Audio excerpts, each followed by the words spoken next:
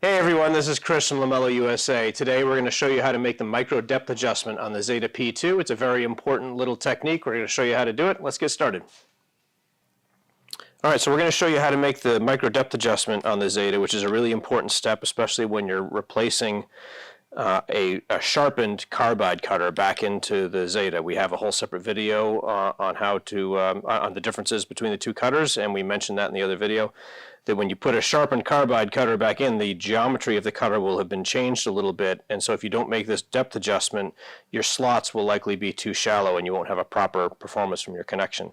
So it's a very easy step. You just take the little tiny Allen wrench that comes with the Zeta, and to make the adjustment, you're going to take your P depth setting, which is usually going to be set to 10, 14, 18, whatever connector you're working with.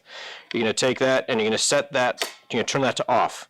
And what that's going to do is a little port on the back side of this knob, and there's a little receiver in there that you put the Allen wrench into, and that's going to allow you to make little adjustments. So one full rotation of that depth is 0.7 millimeters in depth. You never want to go one full rotation. You're only going to be going maybe in quarter or a third of a turns. So just start with maybe 1/3 or a quarter turn clockwise for a deeper cut. And that's it. So once you make one setting, take it out, set your knob back to 14, try a cut, see if the connections are a good fit.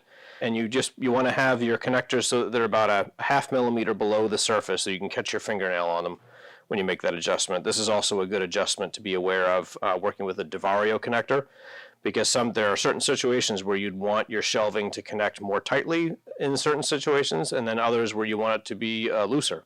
So we go into that in another video. But that's how you do the depth adjustment anyway. So then when you're done, you just set this guy back to your setting and you're good.